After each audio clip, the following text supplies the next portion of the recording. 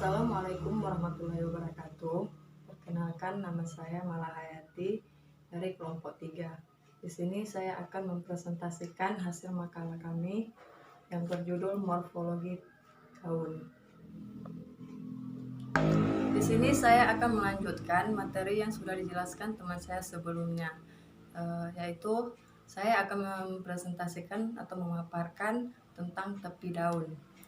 Di sini tepi daun dapat dibagi menjadi dua, yaitu rata dan bertoreh. Daun rata contohnya itu seperti daun nangka. Tepi daun bertoreh biasanya dapat dibedakan dalam dua golongan. Yang pertama yaitu tepi daun dengan toreh yang merdeka.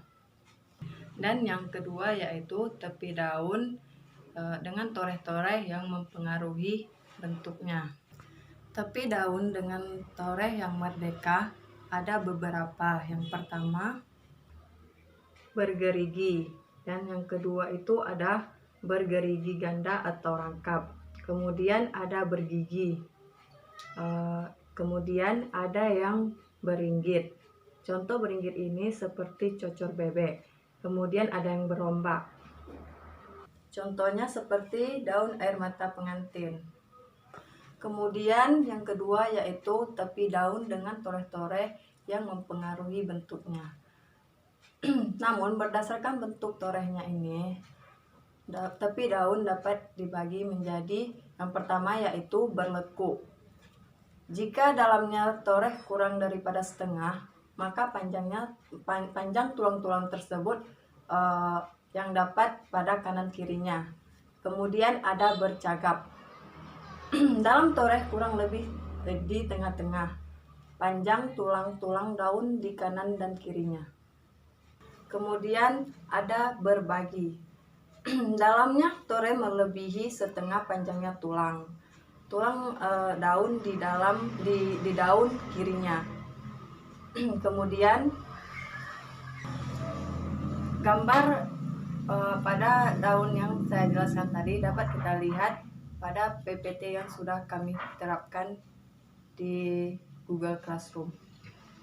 Kemudian ada kombinasi antara sifat torehnya dengan susunan tulang daun yang bersangkutan. Yang pertama ada berlekuk. Tepi daun mengikuti susunan tulang daun yang menyirip. Misalnya itu seperti daun terong. Kemudian ada bercagap menyirip. Ini daunnya mempunyai susunan tulang yang menyirip. Misalnya seperti daun kelawi. Nanti gambarnya bisa kita lihat pada PPT yang sudah kami siapkan. Kemudian ada berbagi menyirip. Berbagi menyirip ini dengan susunan tulang yang menyirip. Misalnya itu seperti daun kenikir atau daun sukun. Kemudian ada bercagap menjari. Bercagap menjari ini susunan tulangnya menjari. Misalnya seperti pada daun jarak. Kemudian ada berbagi menjari. Berbagi menjari ini susunan tulangnya menjari seperti pada ketela pohon. Kemudian ada permukaan daun. Permukaan ini ada beberapa macam. Yang pertama itu licin. Licin ini dapat dibagi menjadi 3. Yang pertama itu mengkilat. Misalnya pada sisi atas daun kopi. Di atas sisi atas daun kopi itu akan terlihat lebih mengkilat. Kemudian ada yang kedua itu suram.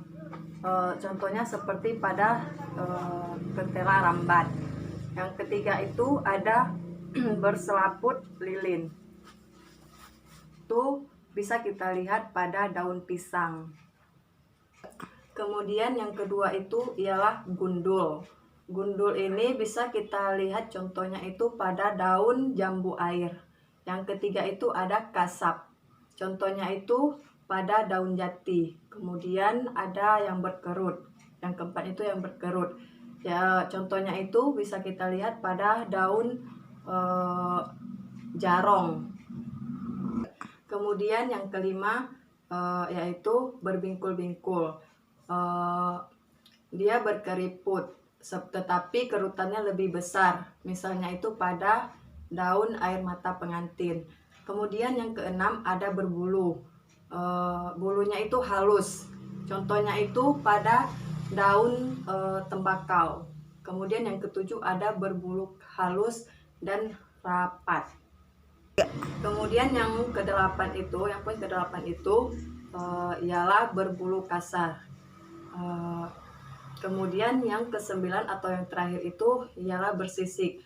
Bersisik ini bisa kita lihat contohnya pada daun durian. Pada gambar-gambar yang saya jelaskan tadi bisa kita lihat pada PPT yang sudah kami siapkan. Baik, hanya ini yang dapat saya sampaikan pada materi yang saya jelaskan tadi. Maka selanjutnya akan dilanjutkan oleh teman kelompok saya.